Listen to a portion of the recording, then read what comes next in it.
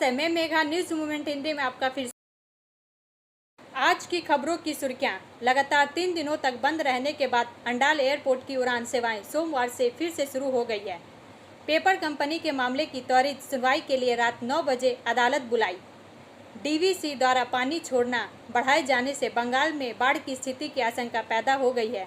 झारखंड से छोड़े गए पानी को लेकर रविवार को ममता बनर्जी ने हेमंत सोरेन से बात की। अमृत भारत स्टेशन योजना के तहत पांडेश्वर स्टेशन का बड़े पैमाने पर कायाकल्प किया जाएगा। 4/8/2024 रविवार को संत निरंकारी चैरिटेबल फाउंडेशन दिल्ली के तत्वाधान में निरंकारी मिशन से जुड़े श्रद्धालुओं ने मानव कल्याण के लिए रक्त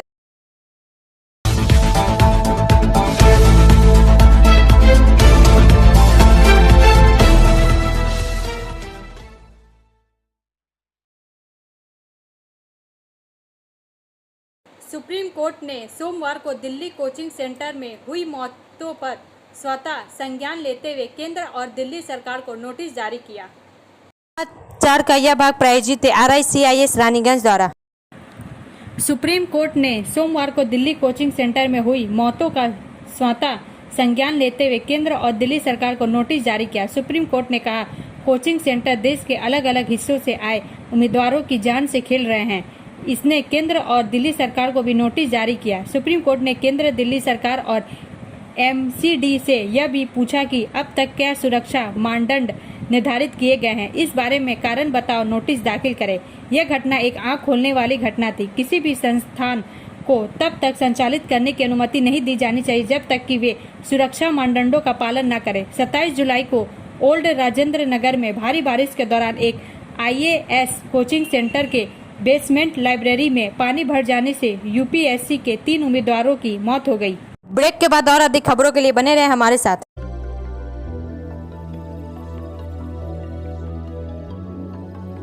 मछली जल की रानी है, जीवन उसका पानी है। तो कहाँ है मछलियाँ और कहाँ रखा जाए पानी? तो एक्वेरियम ही में छुपी है ये सारी कहानी। आसनसोल ग्रीन एक्वेरियम, जहां आपको मिलेंगी हर तरह की मछलियां और बेहतरीन एक्वेरियम। आपको आसनसोल ग्रीन एक्वेरियम में मिल जाएंगी हर तरह के एक्वेरियम इक्विपमेंट जैसे फिल्टर स्टोन और फिशेस की हर वैरायटी। एक ही नाम, आसनसोल ग्रीन एक्वेरियम। BNR मोड़ opposite Ravindra Bhavan, shop number 22. For contact, call on 9609 77 3040.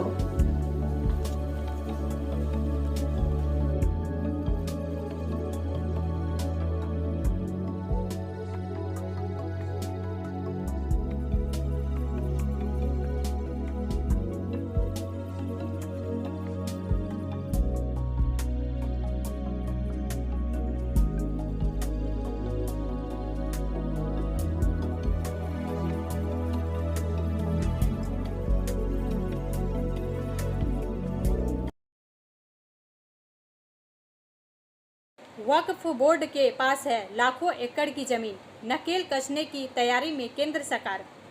समाचार का यह भाग प्रायोजित है TVS PSJ द्वारा। जल्द ही मोदी सरकार एक और बड़ा फैसला ले सकती है। ये बड़ा फैसला वक्फ बोर्डों की नकलें कसने का होगा। अंग्रेजी अखबार द टाइम्स ऑफ इंडिया की खबर के मुताबिक बीते शुक्रवार को मोदी कैबिनेट की बैठक में वक्फ बोर्ड को मिले अधिकारों और उनमें 40 से ज्यादा संशोधनों पर चर्चा की गई। खबर के मुताबिक मोदी सरकार अब वक्फ बोर्डों के उस अधिकार पर लगाम कसना चाहती है जिसके तहत वे किसी भी संपत्ति को अपना घोषित कर देते हैं। वक्फ बोर्ड जिस संपत्ति को अपना घोषित करते हैं उसे वापस लेने के लिए जमीन के मालिक को कोर्ट कचहरी में एड़ियां घिसनी होती है। वक्फ बोर्ड को किसी भी संपत्ति को अपना बताने का अधिकार 2013 में तत्कालीन UPA सरकार के दौरे में मिला था। अगर वक्फ बोर्ड किसी संपत्ति को अपना बता दे तो उसे छुड़ाने के लिए दावा भी बोर्ड के पास ही अंतिम रूप से किया जा सकता है। वक्फ बोर्ड की इसी शक्ति को कम करने की दिशा में मोदी सरकार बढ़ने जा रही है। संसद से बिल पास होने पर वक्फ बोर्ड की ताकत घट जाएगी और किसी भी जमीन को अपना बताकर वे काबिज नहीं हो सकेंगे। देश भर में वक्फ बोर्डों के पास करीब 9 लाख संपत्तियां हैं। 9 लाख एकड़ से भी ज्यादा इलाके में वक्फ बोर्ड की ये संपत्तियां हैं। रेलवे और सेना के बाद वक्फ बोर्ड के पास ही सबसे ज्यादा जमीन है। ब्रेक के बाद और अधिक खबरों के लिए बने रहे हमारे साथ। स्कूल ट्यूशन के लिए कहीं और मत ही जाओ। जॉर्ज एकेडमी जाओ, क्योंकि जॉर्ज एकेडमी सिर्फ ट्यूशन सेंटर नहीं है। यहाँ पढ़ाई है, पिकनिक है, फन है और एनुअल इवेंट्स भी है। और हम यहाँ बोर नहीं होते हैं। साथ साथ हमारे मार्क्स भी इम्प्रूव हो रहे हैं और हमारे सारे स्कूल के टॉपर्स भी यही है। इतना ही नहीं, यहाँ संस्कार भी मिलता है। तो फिर ट्यूशन नहीं, जॉर्ज एकेडमी जाओ।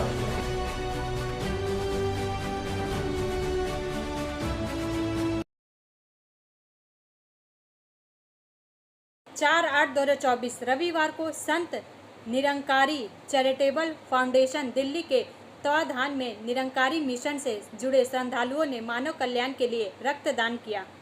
समाचार का यह भाग प्रायोजित है हिल व्यू हॉस्पिटल द्वारा। कार्यक्रम संत निरंकारी सत्संग भवन के समीप विरांची लाल भवन रेंगनियापाड़ा में आयोजित हुआ। इस रक्तदान शिविर का उद्घाटन आसनसोल गर्ल्स कॉलेज के माननीय प्रिंसिपल श्री संदीप कुमार घटक जी ने फीता काट कर किया। उन्होंने मिशन के मानवता से जुड़े रक्तदान तथा कल्याण सेवाओं की प्रशंसा की। संत निरंकारी भवन में एक विशाल सत्संग का आयोजन भी हुआ। यह सत्संग माननीय संत राम इकबाल सिन्हा सेक्टर इंचार्ज जी की पावन हुजूरी में संपन्न हुई। उन्होंने बाबा गुरु वचन सिंह जी की शहीदी को याद करते हुए तथा बाबा हरदेव सिंह जी महाराज के वचनों को दोहराते हुए कि रक्त नालियों में नहीं बहाना चाहिए बल्कि मनुष्य की नाड़ियों में बहाना चाहिए। यह रक्त किसी के जीवन रक्षा का काम करते हैं। हमें मानवता के पाठ को घरों से ही पढ़ना चाहिए। उन्होंने गुरु के आदेशों पर चलने की बात कही। सेवा, सत्संग, सिमरन से जुड़कर अपने जीवन को सुंदर बनाने की बात कही। आज के कार्यक्रम में परवलिया, शीतलपुर, बंदपुर, कुल्टी, बरडीहा, चितरंजन, खासकेंडा, रानीगंज तथा आसनसोल के सत्संगी भाई बहन ने बढ़ चढ़कर हिस्सा लिया। सभी ने रक्तदान के कार्यक्रम को सफल बनाया। इस रक्तदान शिविर में कुल 132 लोगों ने रक्तदान किया। रक्त इकट्ठा करने के लिए आसनसोल के एसडी हॉस्पिटल के तकनीशियन और डॉक्टरों ने भी बढ़ चढ़कर आयोजन दिया। आसनसोल के मुखी महात्मा बलदेव सिंह सलूजा के ने सभी ब्रांचों से आए महात्माओं के लिए सदगुरु से आशीर्वाद की कामना की और ऐसे ही बढ़ चढ़कर गुरु के कार्यों को आगे बढ़ाने की याचना भी की। सत्संग के बाद प्रसाद रूप में सभी ने लंगर ग्रहण भी किया। आइए सुनते हैं आयोजक क्या कहते हैं।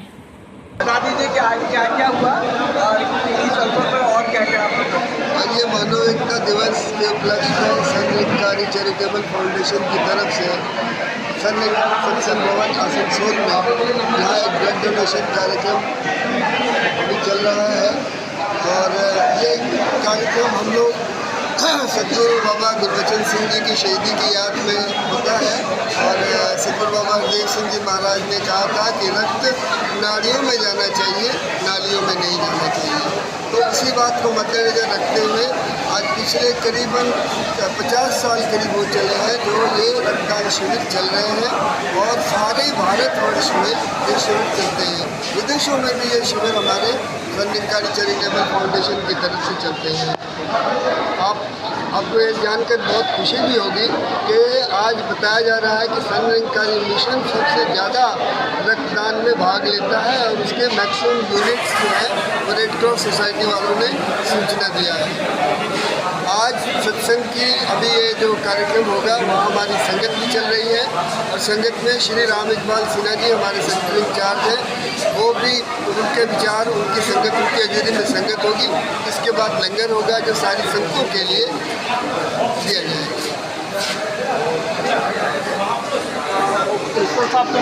ब्रेक के बाद और अधिक खबरों के लिए बने रहें हमारे साथ।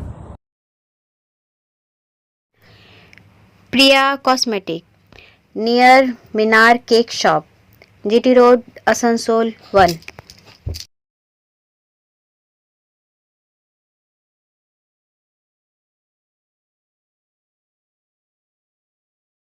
আমাদের শপের নাম আসানসোল প্রিয়া কসমেটিক্স। আমাদের শপ হচ্ছে মিনার কেক শপের ভেতরে।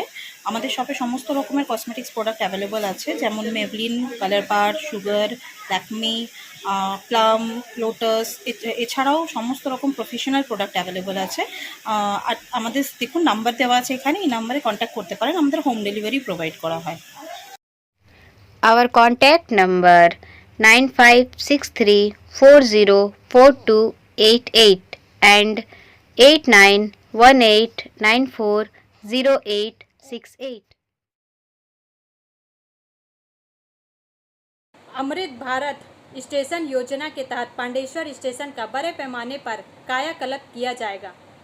समाचार का यह भाग प्रायोजित है एएसपी द्वारा। अमृत भारत स्टेशन योजना के तहत पांडेश्वर स्टेशन का पुनः विकास कार्य तेजी से आगे बढ़ रहा है, जिससे यात्रियों को बेहतर सुविधाएं और सेवाएं मिलने के वादे को पूरा किया जा सके। पश्चिम बर्धमान जिले के पांडेश्वर ब्लॉक में स्थित पांडेश्वर स्टेशन अंडाल संतिया शाखा लाइन पर एक NSG 5 श्रेणी का स्टेशन है। यह एक महत्वपूर्ण कोयला लोडिंग हब के रूप में कार्य करता है, जो 10 किलोमीटर के दायरे में कई ईस्टर्न कोलफील्ड्स लिमिटेड की खदानों से घिरा हुआ है। स्टेशन का ऐतिहासिक महत्व और रणनीतिक महत्व इसे अमृत भारत स्टेशन योजना के तहत आधुनिकीकरण के लिए एक आदर्श उम्मीदवार बनाता है। पांडेश्वर स्टेशन के पुनः विकास का उद्देश्य भारतीय रेलवे के आधुनिकीकरण के व्यापक दृष्टिकोण के साथ कार्य क्षमता और सौंदर्य में सुधार करना है। प्रमुख उन्नयन कार्य में स्टेशन तक पहुंचने वाली सड़क में सुधार और सर्कुलेटिंग क्षेत्र 8717 वर्ग मीटर के भीतर यातायात परिसंरचना, प्रवेश द्वार, पोर्च 6.3 वर्ग मीटर का निर्माण और दिव्यांगजनों के लिए शौचालय सुविधाओं का प्रावधान 4 वर्ग मीटर शामिल है। स्टेशन की ऊंचाई बढ़ाई जाएगी और अग्रभाग में भी महत्वपूर्ण सौंदर्य उन्नयन किया जाएगा।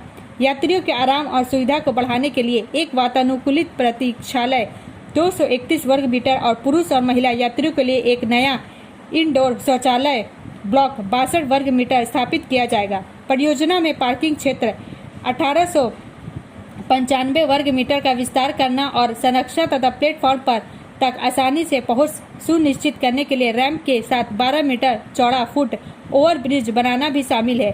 प्लेटफॉर्मों को उन्नत बनाया जाएगा, जैसे कि उसकी सहायता को सुंदर बनाया जाएगा और नए प्लेटफॉर्म शेल्टर की स्थापना भी इस योजना का हिस्सा है। अतिरिक्त सुविधाओं में एक अलग प्रतीक्षालय, टिकट बुकिंग काउंटर, रैंप सुविधाएं और दिव्यांगजन यात्रियों के लिए एक अलग वाटर बूथ शामिल है। प्लेटफॉर्म 1 और प्लेटफॉर्म 2 के बीच आवागमन को सुविधाजनक बनाने के लिए एक लिफ्ट लगाई जाएगी, जो दिव्यांगजनों, बुजुर्ग यात्रियों और सीमित गतिशीलता वाले लोगों की सेवा करेगी। यात्रियों की सुविधा बढ़ाने के लिए 2 अतिरिक्त प्लेटफॉर्म शेड उपलब्ध कराए जाएंगे। पुनः विकास कार्य तेजी से आगे बढ़ रहा है, जो आसनसोल मंडल की यात्री अनुभव और परिचालन दक्षता में सुधार के प्रति प्रतिबद्धता को दर्शाता है। कार्य पूरा होने पर पांडेश्वर स्टेशन पर आधुनिक सुविधाएं जैसे स्वच्छता, मुफ्त वाईफाई, एक स्टेशन एक उत्पाद योजना के तहत स्थानीय उत्पादों को बढ़ावा देने वाले कियोस्क, उन्नत यात्री सूचना प्रणाली, एग्जीक्यूटिव लाउंज शामिल होंगे। ब्रेक के बाद और अधिक खबरों के लिए बने रहे हमारे साथ। City Montessori school 100% smart classes, computer lab, library, separate lab for physical, chemistry, math, biology, children park, city Montessori school.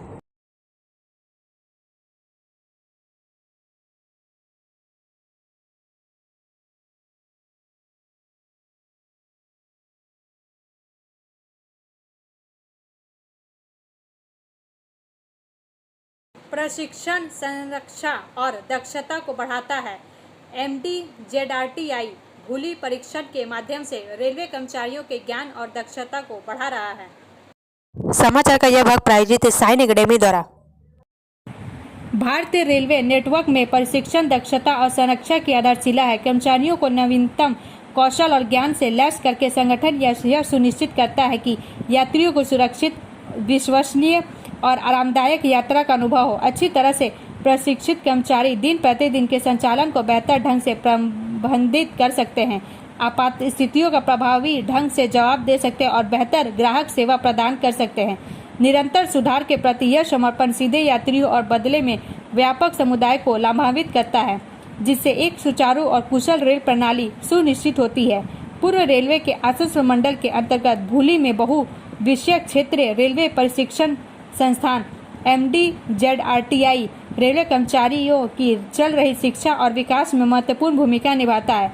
यह संस्थान रेलवे कर्मचारियों की कौशल सेट को बढ़ाने के लिए प्रतिबद्ध है।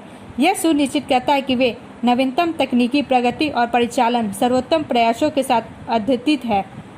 निरंतर सीखने की संस्कृति को बढ़ावा देकर MDZRTI सेवा की गुणवत्ता और परिचालन दक्षता में समग्र सुधार में महत्वपूर्ण योगदान देता है। रेलवे बोर्ड के निर्देश पर MDZRTI भूली में पुनः विकास के प्रयास शुरू किए गए हैं, जो विश्व स्तरीय प्रशिक्षण वातावरण प्रदान करने के लिए भारतीय रेलवे की प्रतिबद्धता को रेखांकित करता है। संस्थान में अब तक अत्याधुनिक सभागार और पूरी तरह से पुनः विकसित प्रशासनिक भवन है और जल्द ही एक नया इंजीनियरिंग मॉडल रूम और आधुनिकीकृत कक्षाएं विकसित की जाएंगी। ये उन्नयन व्यापक प्रशिक्षण कार्यक्रमों के लिए आवश्यक नवीनतम सुविधाओं और संस्थानों से लैस एक अनुकूल प्रशिक्षण वातावरण प्रदान करेंगे। 3/8/2024 को पूर्व रेलवे के आशीष मंडल के मंडल रेल प्रबंधक श्री चेतनानंद सिंह ने MDZRTI भूली में पुनः विकास कार्यों का निरीक्षण किया। अपने दौरे के दौरान उन्होंने पुनः विकास कार्यों की समीक्षा की और संस्थान के संकाय सदस्यों और वर्तमान प्रशिक्षुओं के साथ बातचीत की तथा भारतीय रेलवे में सेवा और संरक्षा के उच्च मानकों को बनाए रखने के लिए निरंतर प्रशिक्षण के महत्व को दोहराया। ब्रेक के बाद और अधिक खबरों के लिए बने रहे हमारे साथ।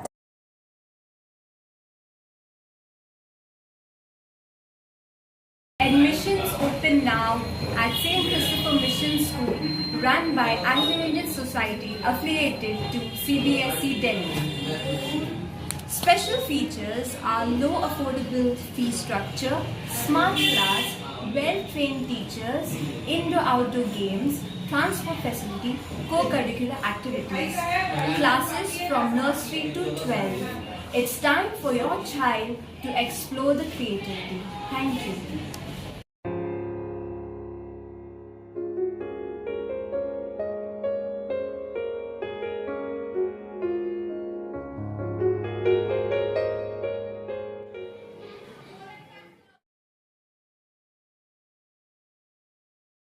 आसनसोल रेल पार्क के छात्र की खदान में डूबने से मौत। समाचार का यह भाग प्रायोजित है एंजल द्वारा। पुलिस के अनुसार वह अपनी मां से कहकर निकला था कि नहाने के लिए जा रहा है। उसके बाद वह वापस नहीं लौटा। दोपहर के बाद परिजनों ने खोजबीन शुरू की। मोबाइल पर फोन किया तो पुलिस ने फोन उठाया और पूरी घटना की जानकारी परिजनों को दी। वह लोग अस्पताल पहुंचे। चिकित्सक ने इफ्तिखार को मृत घोषित कर दिया। सोमवार को शव का पोस्टमार्टम किया जाएगा। इस घटना के बाद इसे परिजनों पर दुखों का पहाड़ टूट पड़ा है। मृत छात्र के पिता ने कहा, मुझे समझ नहीं आ रहा कि बेटे ने क्या किया है। मैंने वहां जाकर देखा तो खदान के किनारे लड़के की साइकिल, मोबाइल फोन और पर्स पड़ा हुआ था। लड़के का वहां कोई दोस्त नहीं था। मुझे समझ नहीं आया कि वे ये कैसे हो गया। उन्होंने दावा किया कि उनके बेटे को तैरना भी नहीं आता था। स्वाभाविक रूप से वह अपने बेटे की मृत्यु से टूट गए हैं। ब्रेक के बाद और अधिक खबरों के लिए बने रहे हमारे साथ। रेखा मैचिंग, सभी प्रकार के सभी रंगों के मैचिंग पॉपलिन, रूबिया, फैंसी दुपट्टे और फैंसी ड्रेस मटेरियल्स के लिए रेखा मैचिंग पधारें। TP market Asansol. Mobile number 9635640012। DVC द्वारा पानी छोड़ना बढ़ाए जाने से बंगाल में बाढ़ की स्थिति की आशंका पैदा हो गई है। झारखंड से छोड़े गए पानी को लेकर रविवार को ममता बनर्जी ने हेमंत सोरेन से बात की। समाचार का यह भाग प्रायोजित है BNM कोचिंग सेंटर द्वारा। झारखंड में बारिश थोड़ी कम हुई है। इस बार DVC ने पानी छोड़ने की मात्रा भी कम कर दी है। मुख्य रूप से झारखंड से आने वाली पानी के दबाव को कम करने के लिए पिछले 2 दिनों से पंचेत जलाशय से अतिरिक्त पानी छोड़ा जा रहा था। सोमवार को छोड़े गए पानी की मात्रा काफी कम हो गई। यदि ताजा बारिश नहीं हुई तो अतिरिक्त पानी की निकासी में और कमी आने की उम्मीद है। मैथन जलाशय से सोमवार की सुबह 6000 क्यूसेक पानी छोड़ा गया। यह मात्रा सामान्य है। पन बिजली परियोजना के लिए मैथन से प्रतिदिन इतनी मात्रा में पानी छोड़ा जाता है, यानी मैथन ने अतिरिक्त पानी नहीं छोड़ा। सोमवार को पंचेत जलाशय से कुछ अतिरिक्त पानी छोड़ा गया। वह मात्रा 43000 क्यूसेक है, यानी सोमवार सुबह 9:30 बजे तक दोनों जलाशयों से कुल 49000 क्यूसेक पानी छोड़ा गया है। यह पानी दुर्गापुर बैराज में जमा होता है। DVC सूत्रों के अनुसार सोमवार सुबह दुर्गापुर बैराज से 1,15,000 क्यूसेक पानी छोड़ने की प्रक्रिया शुरू हो गई है, जो रविवार के मुकाबले काफी कम है। झारखंड के तेनू घाट जलाशय से रविवार को अतिरिक्त पानी छोड़ा गया। इसकी वजह से पंचेत जलाशय पर पानी का दबाव है। रविवार को पंचेत से काफी पानी छोड़ना पड़ा। इसका प्रभाव दुर्गापुर बैराज पर भी पड़ा, लेकिन अब झारखंड में बारिश थोड़ी कम हो गई है, इसलिए सोमवार को तेनू घाट से छोड़े गए पानी की मात्रा भी कम है। ज्ञात हो कि डीवीसी द्वारा छोड़े गए पानी की मात्रा में वृद्धि के कारण बंगाल में बाढ़ की स्थिति उत्पन्न होने की आशंका जताई गई थी। नवाना में ने भी इस फैसले पर नाराजगी जताई। शिकायत थी कि डीवीसी बंगाल सरकार से सलाह किए बगैर एक तरफा पानी छोड़ने का निर्णय ले रही है, जो बंगाल के लिए खतरनाक हो सकता है। इसके बाद रविवार को ममता बनर्जी ने अपने एक्स पूर्व ट्विटर हैंडल पर कहा कि उन्होंने झारखंड के मुख्यमंत्री हेमंत सोरेन से बात की है। ममता ने उनसे झारखंड से पानी छोड़ने पर विचार करने का भी अनुरोध किया। इसके साथ ही बारिश भी पहले से कम है। सोमवार को ही पानी छोड़े जाने की मात्रा काफी कम हो गई। ब्रेक के बाद और अधिक खबरों के लिए बने रहे हमारे साथ। Student study centre for English, maths, arts and science group free spoken English classes class 5 to 12। Contact CK Banwal 9832293611 and Ankit Shrivastava 9641070758। Budha Hajra Durga Mandir Asansol. Paper company के मामले की त्वरित सुनवाई के लिए रात 9 बजे अदालत बुलाई। समाचार का यह भाग प्रायोजित है एसके इन्फोकॉम द्वारा। कोलकाता से इसरार अहमद के अनुसार पेपर कंपनी का दावा है कि जहाज 25 जुलाई को इंडोनेशिया से हल्दिया डॉक कॉम्प्लेक्स पहुंचा था। जहाज में 8,000 मीट्रिक टन सामान था। प्रोडक्ट की कीमत $54,22,356 थी। कोलकाता हाई कोर्ट ने रविवार रात एक विदेशी जहाज को रोकने के लिए जल्दबाजी कर दी। एक कंपनी ने क्षतिग्रस्त माल की आपूर्ति के लिए शिपिंग अधिकारियों के खिलाफ कोलकाता उच्च न्यायालय का दरवाजा खटखटाया। उनके मुताबिक जहाज क्षतिग्रस्त सामान पहुंचाने के लिए भारत से पनामा के लिए रवाना हो रहा है। अगर जहाज को नहीं रोका गया तो कई करोड़ रुपए का नुकसान होगा। जस्टिस अरिंदम मुखोपाध्याय ने पेपर कंपनी के मामले की त्वरित सुनवाई के लिए रात 9 बजे अदालत बुलाई। उन्होंने जहाज को हिरासत में लेने का आदेश दिया। उनके निर्देश के मुताबिक पनामा से आने वाला जहाज कोर्ट की इजाजत के बिना नहीं जा सकता। यह 8 अगस्त तक हल्दिया डॉक कॉम्प्लेक्स में रहेगा। हालांकि जहाज प्राधिकरण हाईकोर्ट में 7 करोड़ रुपए जमा कर जहाज ले जा सकता है। इस मामले की अगली सुनवाई 12 अगस्त को है। पेपर कंपनी का दावा है कि जहाज 25 जुलाई को इंडोनेशिया से हल्दिया डॉक कॉम्प्लेक्स पहुंचा था। जहाज में 8,000 मीट्रिक टन सामान था। प्रोडक्ट की कीमत $54,22,356 थी। जहाज पर मौजूद 1,312 मीट्रिक टन माल क्षतिग्रस्त हो गया, जिसकी भारतीय कीमत 7,48,77,480 टका है। कानून के मुताबिक अगर जहाज पर सामान क्षतिग्रस्त होता है तो उसकी जिम्मेदारी शिपिंग अथॉरिटी की होती है। जहाज 5 अगस्त को सुबह 7 बजे हल्दिया से रवाना होने वाला है। इससे पहले पेपर कंपनी ने जहाज के खिलाफ कोलकाता हाई कोर्ट में केस दायर किया था। रविवार की छुट्टी के दिन अचमका अदालत लगभग 9 बजे बैठती है। जहाज 8 अगस्त तक हल्दिया डॉक कॉम्प्लेक्स में रहेगा। पेपर कंपनी के दावे के अलावा शिपिंग प्राधिकरण के मामले की लागत का भी भुगतान करना चाहिए। न्यायाधीश ने यह भी निर्देश दिया कि मामले की आदेश प्रति हल्दिया डॉक कॉम्प्लेक्स सीमा शुल्क अधिकारियों और पूर्वी मेदिनीपुर जिला प्रशासन को भेजी जानी चाहिए। 8 अगस्त तक कागजी कंपनियों को यह साबित करना होगा कि उनके क्षतिग्रस्त माल की जिम्मेदारी शिपिंग अथॉरिटी की है, अन्यथा जहाज छोड़ दिया जाएगा। ब्रेक के बाद और अधिक खबरों के लिए बने रहे हमारे साथ। Like, share and subscribe and forward YouTube channel News Moment.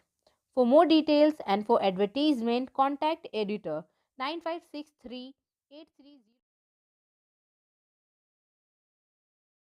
लगातार 3 दिनों तक बंद रहने के बाद अंडाल एयरपोर्ट की उड़ान सेवाएं सोमवार से फिर से शुरू हो गई है। एयरपोर्ट निदेशक कैलाश मंडल ने कहा कि सोमवार से सभी उड़ानें अंडाल एयरपोर्ट के लिए उड़ान भरेगी। हवाई सेवा बंद होने से यात्रियों को परेशानी हुई। उनकी शिकायत थी कि उड़ान रद्द होने की सूचना पहले नहीं दी गई। फ्लाइट रद्द होने पर दिक्कत हुई। पश्चिम बर्धमान में बुधवार से भारी बारिश शुरू हो गई।